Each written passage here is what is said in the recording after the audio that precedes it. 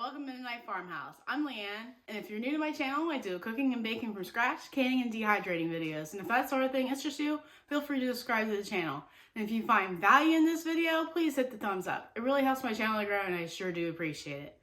Today's video, I'm going to bring you along and show you what I do after the canning process is done. And the jars is set 24 hours or longer, and show you what I do to get them to my cellar. So let's get started, shall we? I want you to make sure you wash your sink out before you get started.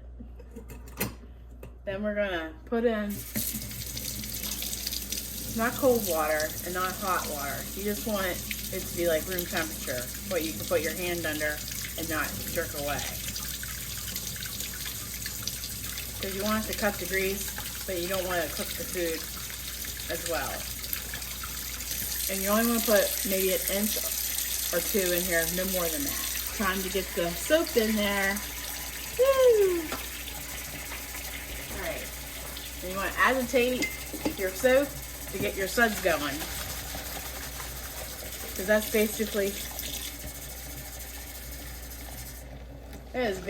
what gets the dirt off, is your suds. Alright. I've already taken the rings off and put them in the sink here. I put vinegar in here instead of the canner, just for the simple fact that if you put it in the canner, I feel like it destroys your rings quicker. And I rather just put it in my soapy water because it will help cut the grease from the beef if it's on the outside. And plus I have hard water, and so it would help get the film that comes on the jars when they come out of the canner, like right here. That's coming off anyhow. I guess that was grease. You don't want to put more than an inch in here, just because I've had jars bounce off the bottom of the sink and the jar opened. So I just try to prevent that by just not putting so much water in. And you're just trying to get all the soap off, all the fat off your jars, and all that gunk that might be coming out from when it's siphoned, if you have siphoning. Get your top clean, then just rinse it again.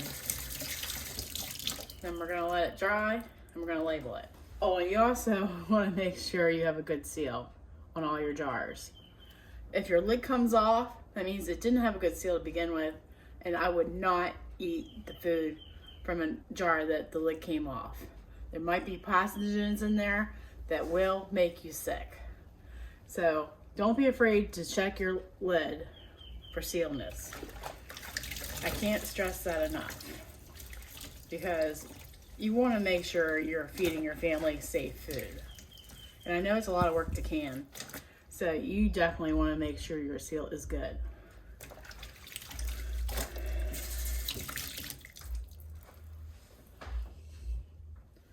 Alright, so to recap here, we're just taking the rings off and putting them in a separate sink, and making sure we're taking a washcloth to where the ring was most of the time, and just wash it really good to get the grease off there and anything else that might be sticking to the jar. Alright, rings are also important to get washed. So what I do is just grip it and go around like that. And then as soon as you're done washing it, I lost my towel. And after you're done washing it, you want to take your towel and dry it quickly. That way you don't form rust on the ring.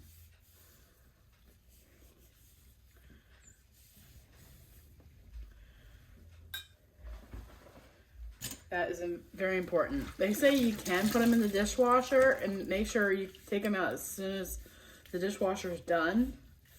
But I don't got time to stand there and wait for the dishwasher to get done. So I rather just take a couple minutes here and dry them by hand. All right, let's talk about canners and what you should do. You should check to see if your vent hole is clean, and you want to wash your lid, which I've already done. You want to check to see if your ring's in good condition and make sure it doesn't need any little bit of Vaseline to make sure it's not going to dry out.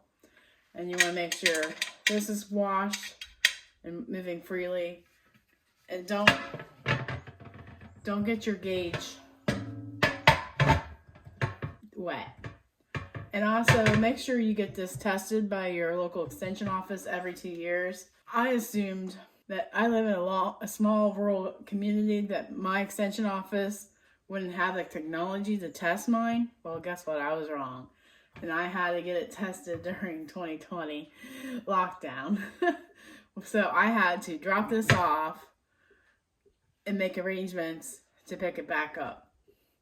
And I found out when I got it tested, it was reading 2 pounds over pressure.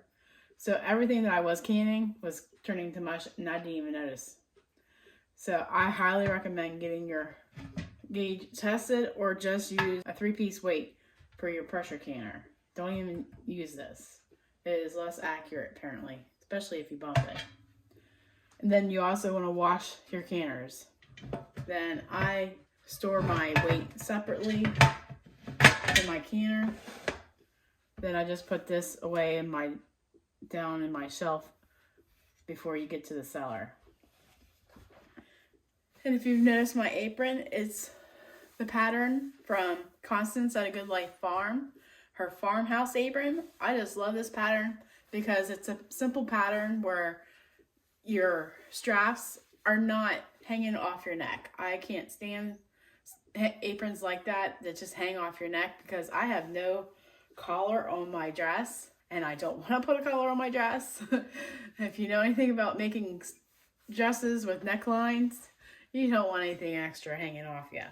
So this just makes these straps just crisscross in the back, and it has 3 big pockets.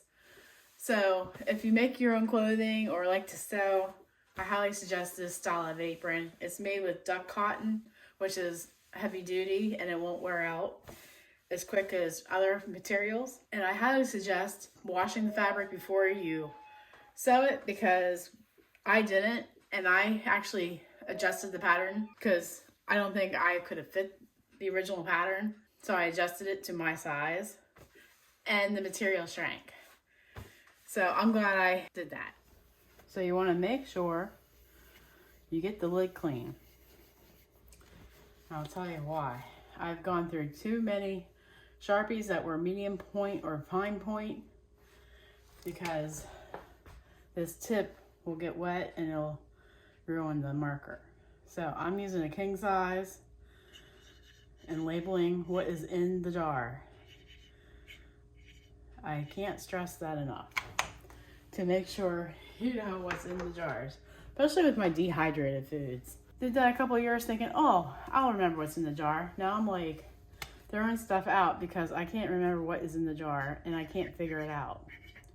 So that means it couldn't have been too good to begin with, but still, I feel like I'm wasting food that way and my time. So I took the time to dehydrate that stuff to eat, not to just look at for a couple years and say, oh, what is this? I just put the month and the year, especially when I would can every day for a month. That was the first month we were married. I was so proud of myself because it was August and I just needed food in my pantry, because I thought that was what a farm wife was supposed to do. Get ready for winter, because that's what my mom would do. But my dad would help her. And we would put up 100 jars of green beans, 100 quarts of corn, peaches, sour cherries, every summer. And I would say, why are we doing this? My parents would say, we're getting ready for winter. They didn't tell me that it was saving the environment than throwing tin cans in the landfill. That's one main reason why I love to can. I feel like I'm doing my part to save the environment. And food that you can doesn't taste like tin can. And you get to control how much salt or sugar or anything else you put in the jar. For safety reasons, you know, within limits, I guess. That's another reason why I love the can. And you're throwing this metal lid away after the first use. I don't reuse lids, if you're wondering. I think you put too much work into canning. You don't want that second use to spoil or make you sick or anything else like that. It is not worth it to me. I'll buy reusable lids or Tatler lids if I have to. Have you bought Tatler lids? I've bought the sample pack, and one of my friends says that the food tastes like plastic when she opens it. So I'm scared to death to invest in them. But I'll try them to see if I understand what she's saying. So I'm using a milk crate to haul my jars to the cellar, and I like how they hold them in place. It's not too heavy, and I can stick a towel in here so they don't touch each other and break. And now we're off to the cellar. Oh, you thought you were going with me? I'm sorry. Well, I don't know. With the state of the world right now, I don't know if I would ever want to show my cellar and all my canned goods to anybody. Let's just say I've done a lot of canning. It's more than 4 things. I think I have 3 different things right here. I canned hot packed beef stew, and bone broth last week. I have experience in canning, if you're wondering, and learned a lot from my mistakes. I am not an expert in canning, let me tell you. I just done a few jars. So I hope you found this video useful or helpful of what I do in my kitchen. I hope it inspires you to get to canning, or keep canning, or can on, as some of those t-shirts would say. Well, thanks for stopping by the farmhouse today. Appreciate you visiting. Take care, and I'll see you in my next video. Thank you so very much for watching. If you've made it this far into the video, I'm sure you're loving the content of this channel. Make sure to subscribe, like, and comment on each video. May I suggest watching this next? Until next time, take care and God bless.